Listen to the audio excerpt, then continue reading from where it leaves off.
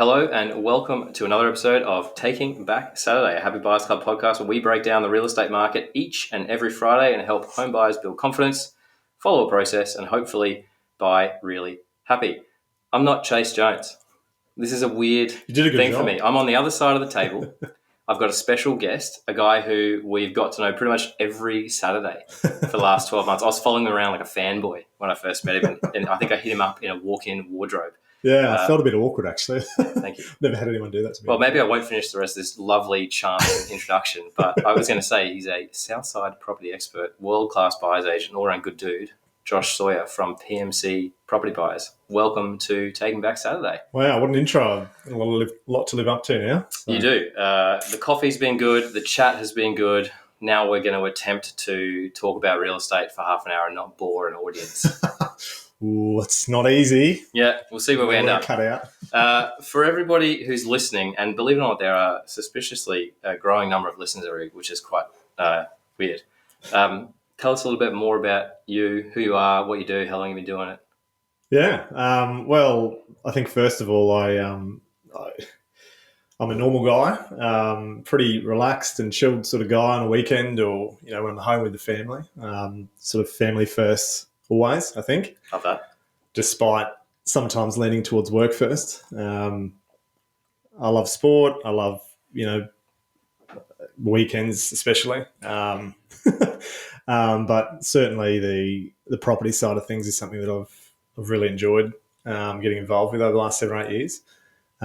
It's something that I've grown to really love, and to help people do what we do, I think is something I'm really enjoying, and always will. But yeah, I think generally speaking, I'm pretty well-rounded sort of normal bloke that just loves life and enjoys what I do. Love that.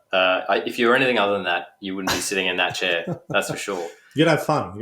Yeah, definitely. You used to sell houses before you bought them? Yeah. I purposely did that to get experience, to be a buyer's agent. So right. I was working. You knew you wanted to be a buyer's agent. Yeah. And you're like, I'm going to figure it out on the other side. Yeah. Yeah, right. Yeah. I was hating my life, working the mines. I took a job when I was, I think, 19. With a mate who said, come and earn 120 grand a year and work 7 days on, 7 days off, great lifestyle. And at that stage of my life, it was like, wow, okay, double my income, work half the time. Sounds awesome. I did that for up to 5 years. And I think by about month 3, I was like, okay, I'm not going to do this forever. I hate it. I was a machine operator in the mines. So I don't look like a machine operator in the mines, and I didn't feel like one. I wasn't very good at it. But it served a purpose and allowed me to sort of get ahead, I guess. But it was actually that led me to try to search for something that I really was passionate about and loved, because I didn't want to do that forever. And I remember I was at the airport flying to the mines one day. I think it was year 3 or year 4. And I picked up a book on the shelf in the bookshop at the airport, as you do. And it was about property and property investment. And it was like reading... it was foreign to me because my parents never really taught me anything about property or money or leverage or equity and all those buzzwords. Was really well laid down, had nice graphs, and you can use other people's money, and you can use equity in your first home to buy another one. And it was like this light bulb in my head. And I started asking mates about a lot of that, and they had no idea what I was talking about, a lot of them. And that sort of struck me as, oh, okay, well, there's something in this. And then it just became this obsession, I think, where I just consumed everything, podcasts, books, as much as I could get my hands on. And I had a good job to sort of do that on the side as well and learn a lot about that. And I met a guy called Brett Warren, who was at Metropole. There's another buyer's agency who I used to work for. Who was a good mentor of mine early days. And I actually worked with them to buy a property. So I used my money that we saved in the mines to sort of buy a property, and I used them. The process was really good and I enjoyed it. And I said to him will you give me a job? And he said, no. You work in the mines? And then I basically just said, well, how do I do this for a living? I'll do anything. Like, I'll quit my job today. He said, go work for best way in for you, I think, is to go and work for a really good sales agent, learn that side of the industry, learn contract negotiation, learn about property, learn about how sellers and buyers react to situations, and learn the process inside out. That will give you a good understanding of the basic requirements, and then we'll train you. So I did that for a couple of years, worked for a really, really quality agent. She was number one for Australia in Ray White. Wow. A few years prior to me working with her. Maybe I sent her downhill. But old school real estate, learnt a lot, and so sort of just, spending a couple of years on that side of the fence to gain the experience required to jump into the buying space. And made the leap a couple of years in, and it was never looked back. Nice. What do you think the biggest difference between selling houses for clients and buying houses for clients is? I think the feeling that you get at the end, I think sales can be a little bit unrewarding in many respects. You get good people on both sides, very appreciative people in sales when you sell a house as well. But I think working for the buyer, there's just seems to be a lot nicer feeling, a lot more appreciation for the work that you've done. I think on the buying side, I've always felt a little bit better about it. I struggled in sales because I didn't like selling things to people that I didn't believe in. Whereas on the buying side, I can actually, despite sometimes my clients liking homes that I'm like, don't buy this. Yeah. Or you should at least consider these things before you pull the trigger. I think there's more merit to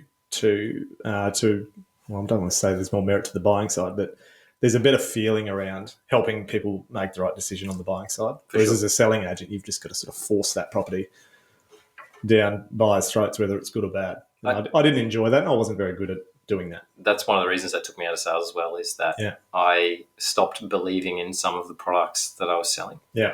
And it is difficult to sit across from somebody and do your job if you don't passionately believe 100%. in it. I wear my heart on my sleeve. Like, that can sometimes work against me negotiating. And I have to be careful because I'm very upfront. I'm very honest. I'm not saying that you have to be dishonest in a negotiation, but you can't wear your heart on your sleeve as openly as you otherwise would in a general life situation. Yeah. To do that well. But ultimately, I think there's definitely differences. They're very similar in many respects, as you'd know. But I think the buying side's a bit more enjoyable. It is. We were saying before we hit record that it is way more fun, but way harder. Yes, it's exhausting at times, and just I think half the time you spend, in the industry or on the buying side is you're just educating people and coaching them, and you're almost like a psychologist. For sure. Picking people up when we miss out on a property, or just guiding them through what they can and can't afford. That's a good point. So my sister's actually a clinical psychologist, and I think my real estate career went a hell of a lot better after I started talking to her about how you help people through really high stress and high pressure situations. Your point about picking people up after they miss out, like missing out is a part of real estate, a big part. Even if you're working, I think there's almost an expectation that when you make the decision to engage a buyer's agent, you're either defeated or very time poor. There's not many people who sort of decide it's time to move. We're just going to pay someone to help us through that process on day one. Yeah, correct. What would your advice be to help somebody get back up off the floor? It feels like a breakup when you miss a house that you really want, and you're just like, I'm never going to find love again. I'm never going to find another house. Yeah.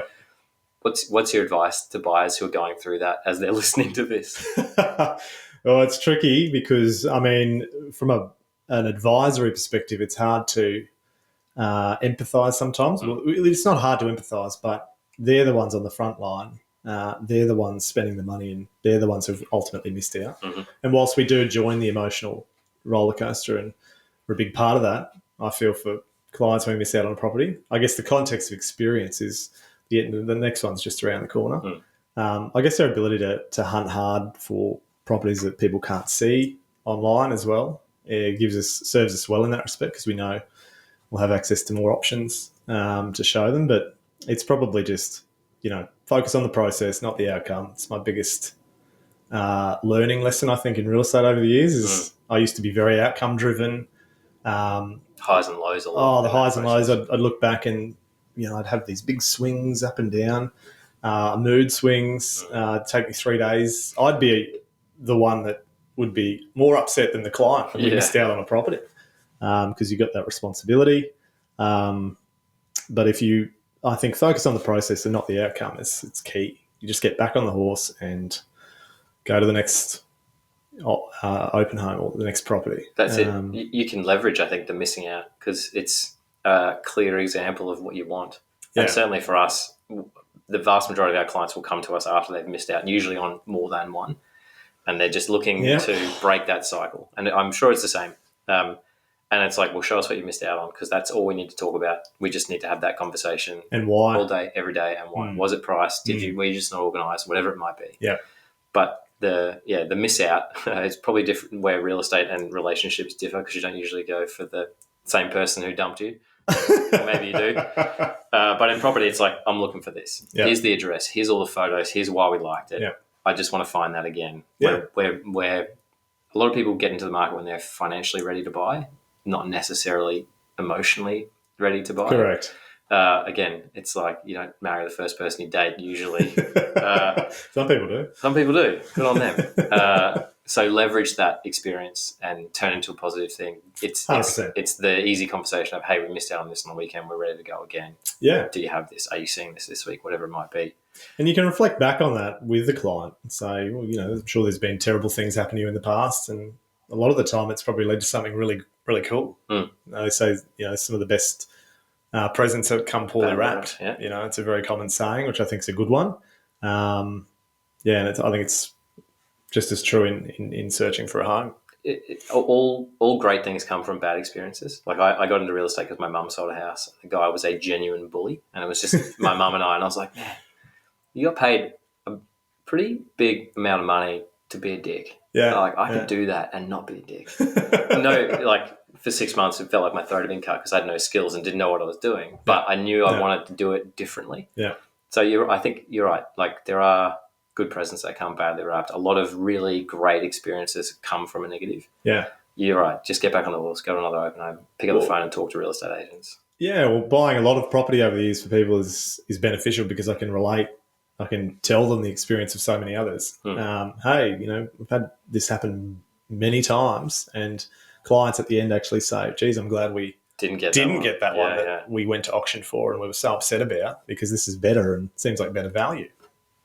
So giving me flashbacks of missing a house on the weekend.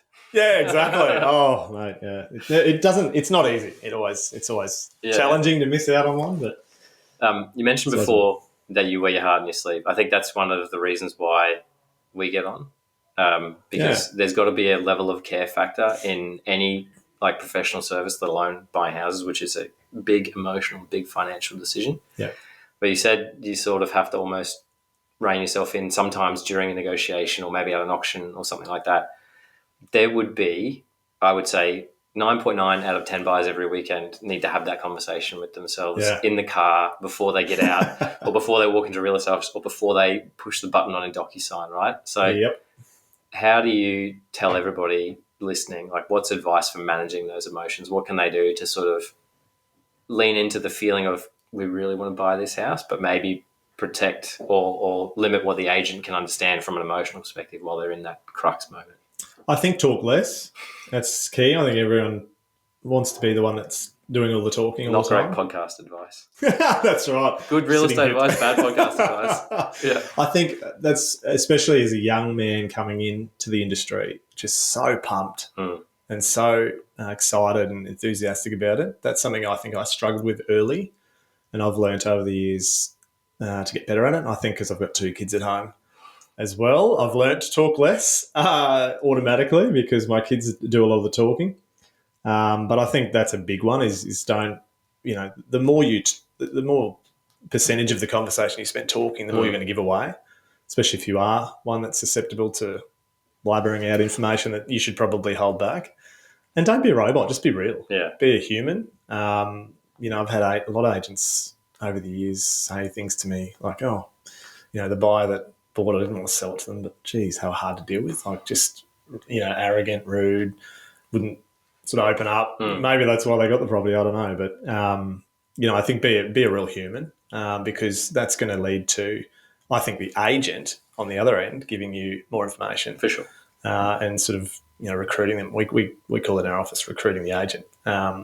It's pretty important. I think if you're going to try and buy a home, you want the agent to like you, and you need the seller to like you as well. So I think, they're probably the main things. I think just do less talking, which was hard for me early on.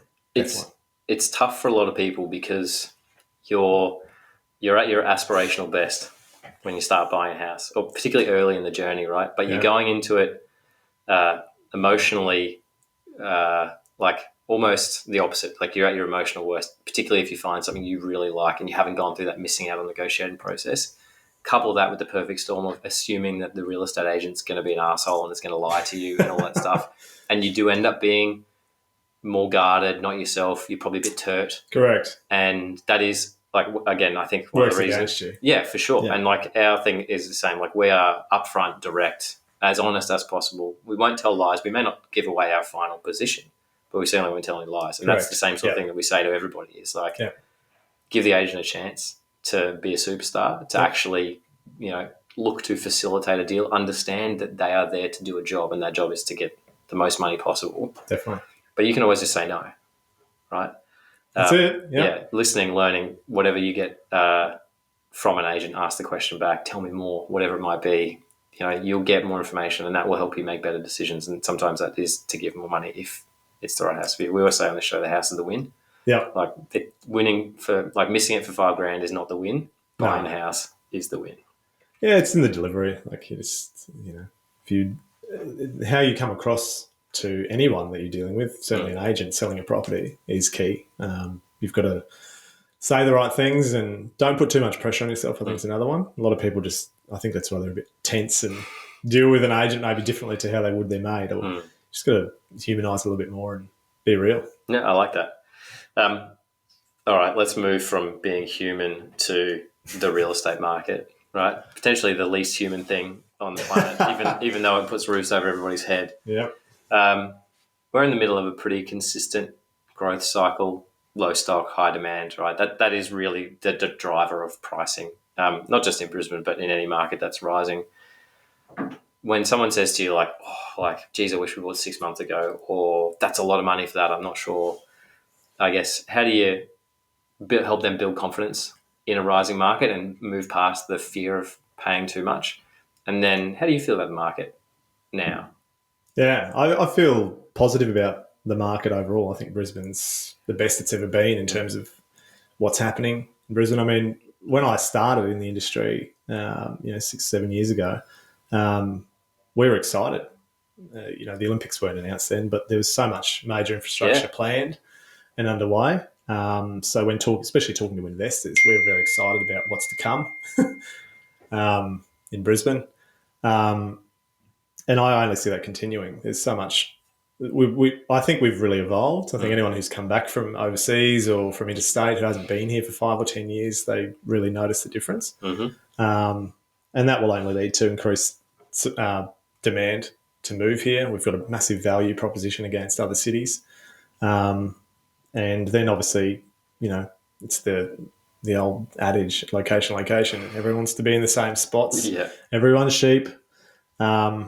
And that will only continue to generally force price in upwards direction. So as you said before, supply and demand, it's pretty simple. What was your other question?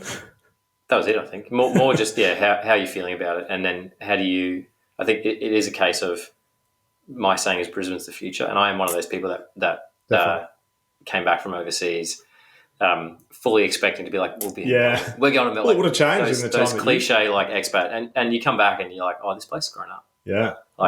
A heap. Yeah. There's still the old jokes of you can't get a coffee after 2:00 and nothing's open on a Monday night. Well, you can't. It's annoying. You can across the road. Oh, right. Yeah, because of CrossFit gym all day. I'll have to put that on my list. Yeah, $4 double shot. Matilda's Plug. on Clarence Street. Yeah, free coffees, thank you. So there's still those big country town cliches. Yeah. Still feels like that, which is nice, but it's definitely evolved. Yeah, our suburbs, I think, are more suburban than the sort of colonial cities, but that's just because we were an afterthought when the city was built, realistically, whereas correct. Sydney, Melbourne, everything, they were built as being cities in mind. Yep.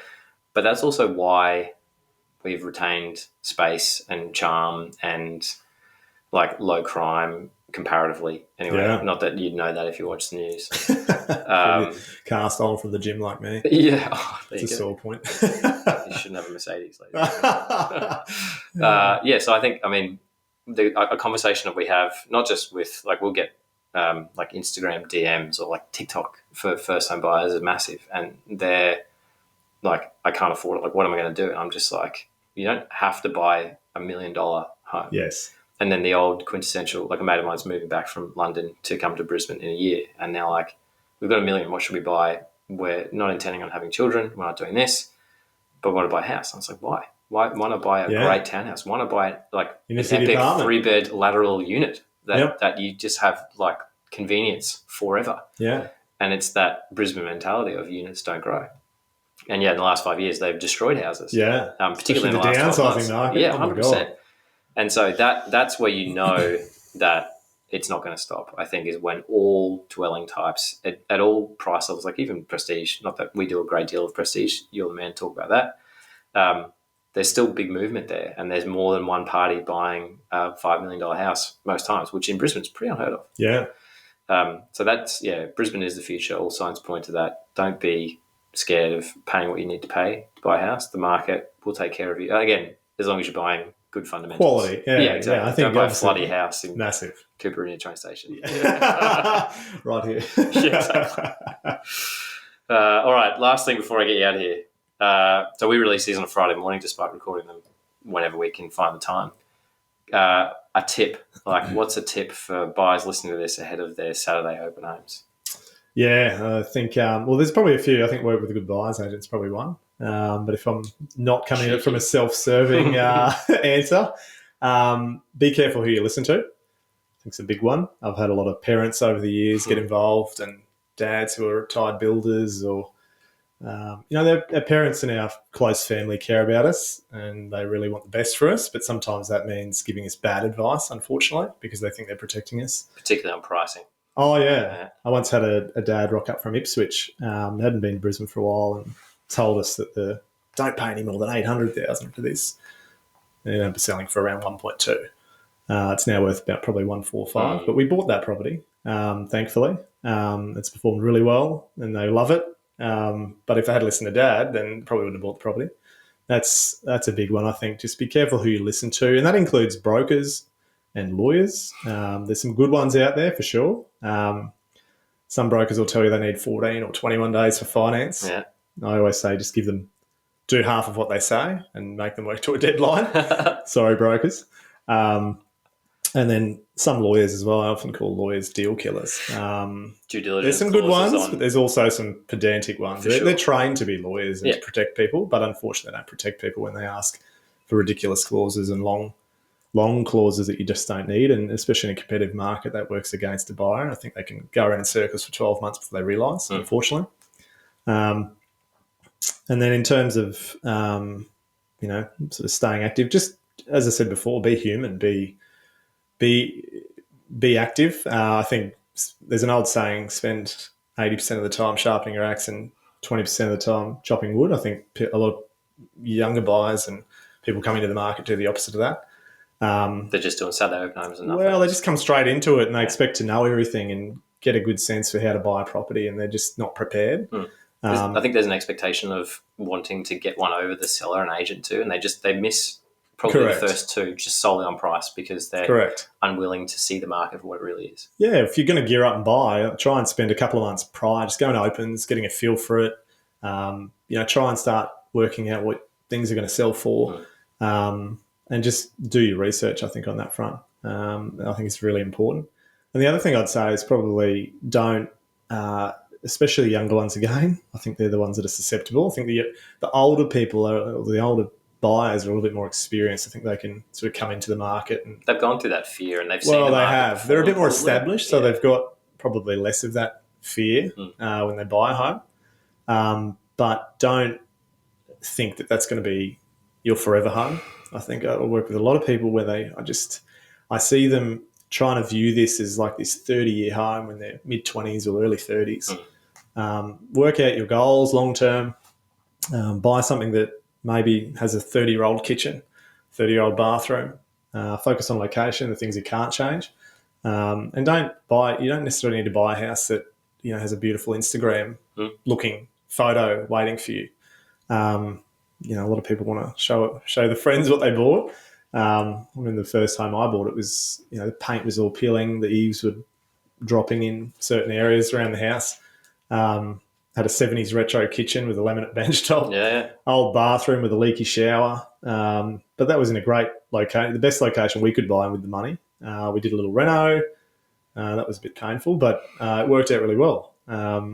So I think, don't view every home as your forever home. Maybe you'll get to that one day, but once you move your furniture and live there, you'll actually grow to like the quirks and the old kitchen, old bathroom, and cruddy walls. Yeah, we were exactly the same. My wife and I came back from living in like a 70 square metre, 800 square foot, 2-bedroom apartment in London for 7 years. And we were adamant we were buying a nice townhouse. We were like, we're going to go and live in Morningside, Bulimba, something like this, right? Where it'll cost us $1 million. We'll be happy, and it will do us for certainly 10 years, maybe beyond. We only had one kid at that time. And then a property gets listed in Holland Park that's top of a hill in a cul-de-sac, 750 square metres, and it's a fibro shack. Like it is, you'd look at this house at the coast and you'd be like, the only reason it hasn't fallen down is because it's just asbestos with a concrete roof. And I'm like, the house is the one thing you can change. This is just as good a real estate fundamentals as it gets. Yeah.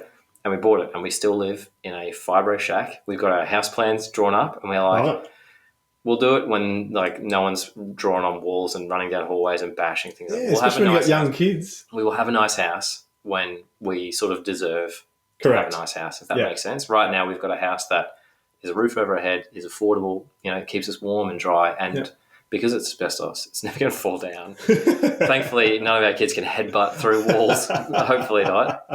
And it works. And, that house is not our forever home, but the location potentially is. That's and good. That's what's protecting us against that's good whatever advice. else happens in the marketplace. Yeah. Live comfortably, and, I know with you, like what are you doing with the difference of the money? You can save to renovate, you can save to rebuild. Start businesses, do whatever. Start businesses, you can invest, and that'll put you in a much better position a lot sooner, as opposed to leveraging yourself to the hill, getting the Instagram-worthy home straight away, and realising that those homes go for a massive premium. For sure. And don't be afraid to live a kilometre down the road. You don't necessarily need to live in that suburb because that's a big Brisbane someone thing, else though. said You want to that's live a where you great grew suburb. up. Yeah. And then even going from Coorparoo to Holland Park or like Wilston to Kedron, people are like, oh, but that's where the poor kids lived when I went to school. Yeah. It's not like that. Right? Yeah. It is everywhere in Brisbane, again, that's got good fundamentals, that doesn't have a great deal of constraints, that isn't on a main road, is really good real estate and will do exceptionally well for you. Yeah. Not just over the long term, probably over the medium term as well. Definitely. Well, you can assess the difference, and like if you want to try and battle it out and try and buy into a suburb that you're scraping every cent to get into and that the sales are just ahead of your budget every single time, you can spend 12 months being frustrated, or you can just go, oh, let's bite the bullet now, go a kilometre down the road. Oh, we can get so much better value for money here. We'll buy quicker, transact quicker, get growth quicker, and we'll save all that frustration. And it's not that much difference. 100%. 4 or 5 minute drive. And suddenly every time you see a property data report on the news, it's working for you, not causing you stress and anxiety. Yeah.